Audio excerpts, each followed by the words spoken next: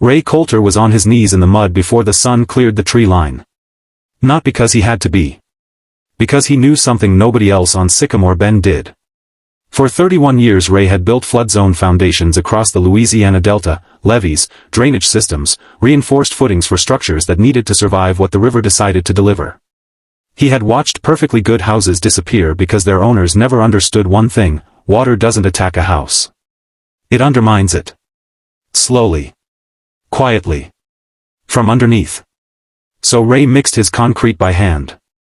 Poured it in careful lifts around his entire foundation perimeter. Tamped it firm. Then cut a shallow drainage channel along the outer edge, angled precisely 2 degrees toward the road, to redirect whatever the Callaway River sent his way. Sycamore Bend sat 14 feet below the river's high water mark. The flood plain maps said so. Ray's 31 years said the same thing, louder. 3 of his neighbors watched from a distance. Dennis Pruitt, hardware store owner, never built a thing in his life. Mitchell Hale, smart home systems, trusted his sensors over his soil. Jade Okonkwo, filmed everything, posted everything, laughed loudest. None of them were worried about the river. Ray kept pouring. Chapter 1. It started at Pruitt's Supply on a Tuesday morning in early October. Ray had loaded his 3rd order of Portland cement in 2 weeks onto the counter when Dennis Pruitt leaned against the register and shook his head slowly. Concrete Ray strikes again. He said it loud enough for the 2 other customers to hear. Brother, the only thing you're building is the world's ugliest patio. A low chuckle moved through the store. Serious question, what exactly are you expecting? The Titanic? Ray slid his card across the counter without looking up. Just the cement, Dennis. Dennis laughed. Stamped the receipt. You know the county hasn't had a major flood in 11 years. 11 years, Ray. The river's fine. Ray carried the bags to his truck one at a time. 2 doors down, Mitchell Hale was showing a visitor around his property, a sleek, architect-designed build with a smart drainage app, automated storm shutters, and a generator that cost more than Ray's truck. Mitchell had moved to Sycamore Bend 3 years ago and had spent every one of those years telling people what good construction actually looked like. I genuinely feel bad for him, Mitchell said, loud enough to carry. All that labor, all that money, for what? Concrete wrapped around a 30-year-old house looks like a bunker. My system monitors water table levels in real time. Real time. He shook his head. Some people just can't move on from the old ways. But it was Jade Okonkwo who made it permanent. On a Saturday afternoon, while Ray was tamping the final section of his drainage channel in full view of the street, Jade stood at the edge of her yard with her phone raised. She walked the full length of his property, filming slowly.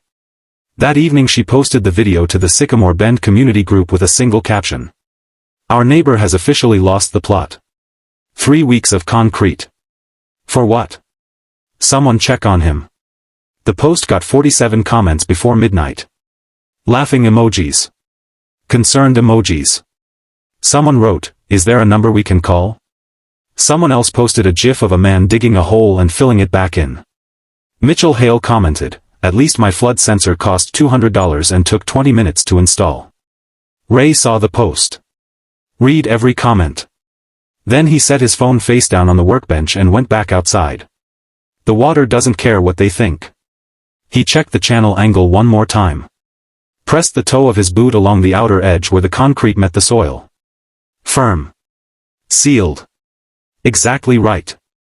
3 days later, the National Weather Service issued a bulletin that meteorologists in the region had not used in over a decade. Not a watch. Not an advisory. A warning. Something upstream had changed. Something significant. And it was moving south. Chapter 2. The morning of October 19th arrived without drama. Cool air. Pale sun cutting through thin cloud. A few birds working the tree line behind the Callaway River, unhurried. Mitchell Hale posted a photo of his coffee on the back deck with the caption, Storm who? Beautiful morning on Sycamore Bend. 14 likes in 11 minutes. Dennis Pruitt opened the supply store at 8. Jade walked her dog at 8:30, filming the calm water from the bridge, laughing about the weather service overreaction. Ray Coulter did not go outside. He stood at his kitchen window watching the river. The color had changed overnight. Barely noticeable unless you knew what to look for. Darker. Slightly brown. Moving faster than the surface suggested, the deep current pulling hard beneath the still-looking top. Ray had seen that color before. He filled his bathtub. Moved his documents to the top shelf. Unlocked his back shed. Then he waited. The sound arrived before the water did. Not a roar. A low, continuous pressure, like the earth itself exhaling. Then the Callaway rose 12 inches in under 4 minutes. It didn't trickle onto Sycamore Bend. It came sideways. Brown and fast. Carrying fence posts. Carrying garbage bins. Moving with the quiet confidence of something that had been here before and knew the layout. Mitchell's flood sensor triggered. His automated shutters began cycling. Then jammed. Water found the east corner of his foundation, the architect-designed drainage app showing critical alert in real time, the notification firing to his phone, his watch, his tablet simultaneously. 3 screens. No solution. At Ray's house, the water hit the concrete barrier and stopped. Slowed. Spread left and right along the channel. Followed the 2-degree angle precisely. Down toward the road. Away from the foundation. Exactly as calculated. Ray watched it from the window. Didn't smile. Just nodded once. Then Mitchell's back wall took water. Fast. Chapter 3. Mitchell Hale's system failed at 9:47 a.m. Not gradually. Completely. The smart drainage controller was housed in a sealed unit beneath the rear deck, rated waterproof to 3 feet of standing water. The Callaway delivered 4 feet in 11 minutes. Water found the cable conduit. Followed it upward. The circuit board shorted with a sound like a single hand clap. Every automated shutter froze open. The sump pump, now running on a compromised circuit, cycled twice. Stopped. The backup battery, installed in the crawlspace, sat 12 inches below the waterline. 3 screens. Critical alert. System offline. Mitchell stood in his kitchen watching $6,000 of flood technology become decorative. At Ray's house, the channel was running clean. Water moving fast along the outer edge. Foundation bone dry. Ray made coffee. Jade Okonkwo's problem was different. And worse. 2 years ago Jade had replaced her side yard drainage ditch with imported stone landscaping, wide decorative gravel bed sloping gently toward the house for aesthetic symmetry. Her landscaper had called it a rain garden. It was not a rain garden. It was a funnel. The gravel absorbed the first 6 inches. Then saturated. Then the entire stone bed began directing water in a single concentrated stream directly toward her foundation's weakest point, the north corner where the original drainage pipe had been capped and buried beneath the decorative stones. The backflow valve on that pipe was rated for 40 gallons per minute. The Callaway was pushing 180. The valve blew at 10:03 a.m. Water entered Jade's crawlspace in seconds. Her phone was still showing 47 comments. Still showing Mitchell's laughing reply. She was standing on her kitchen table.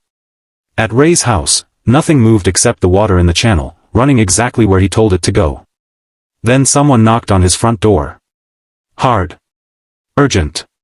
Both fists. Chapter 4. Ray opened the door before the second knock finished. Mitchell Hale stood on the porch steps, soaked through his performance jacket, the one with the moisture-wicking lining he had mentioned at least twice at neighborhood gatherings. His expensive leather boots were black with river mud. His hands were shaking. Behind him, Dennis Pruitt, hardware store owner, never built a thing in his life, stood with his arms wrapped around himself, teeth going, 10 years older than he had looked yesterday morning.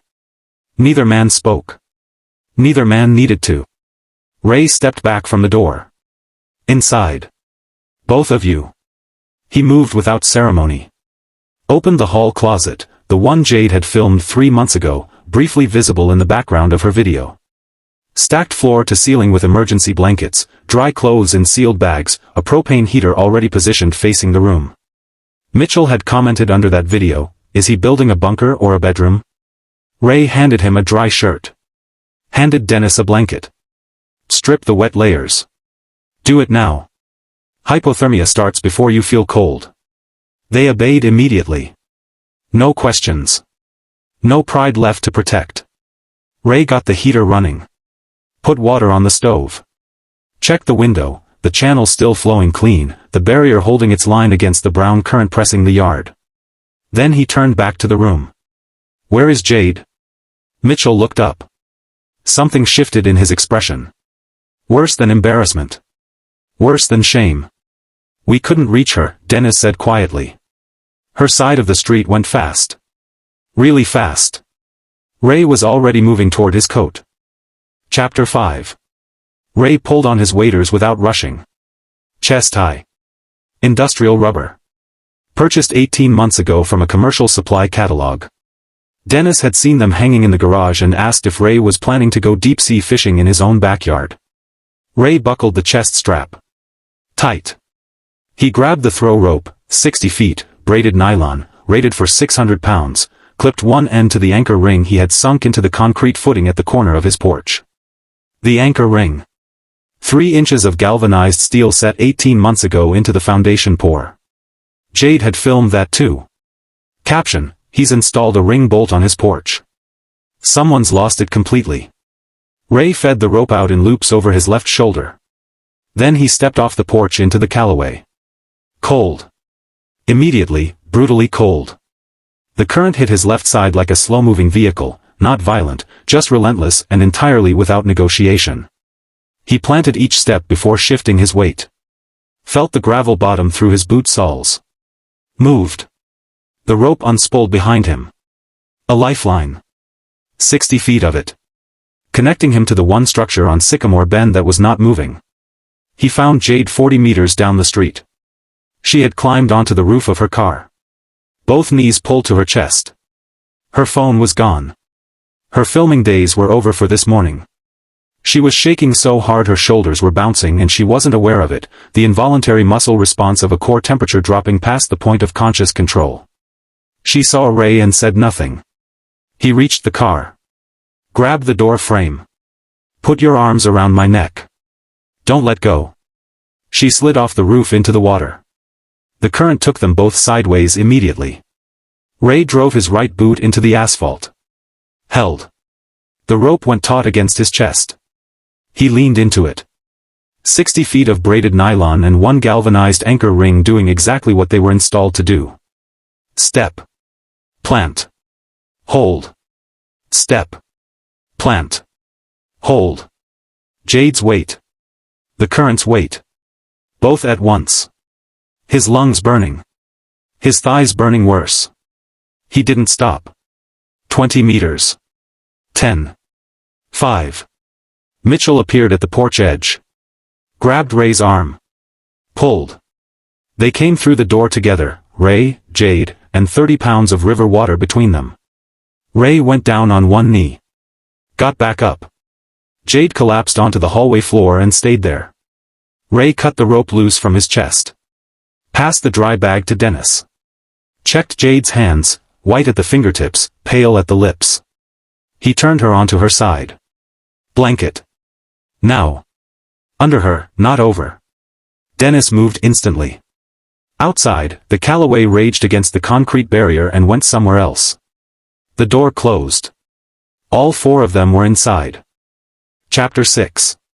The Callaway retreated the way it had arrived. Without apology. By 5 in the morning the roaring had become a low pull.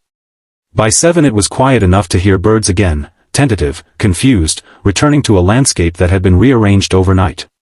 Ray stood at the kitchen window with his coffee. Mitchell's smart shutters hung open at odd angles, salt-white waterline visible 18 inches up his exterior wall. The decorative stone beds in Jade's side yard had scattered across the street in a long gray trail.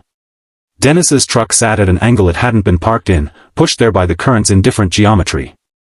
Ray's concrete perimeter stood unmarked. The drainage channel had done its job and gone quiet. Behind him, on the couch, on the hallway floor, wrapped in blankets from the closet they had laughed about, 3 people slept in the exhausted way of people who had genuinely feared they might not. Mitchell woke first. Sat up slowly. Looked at his hands for a long moment. Said nothing. Dennis folded his blanket with the careful precision of a man who didn't know what else to do with his hands. Jade sat at the kitchen table when the light came up. She looked out the window for a long time at what remained of her yard. At the foundation line. At the channel.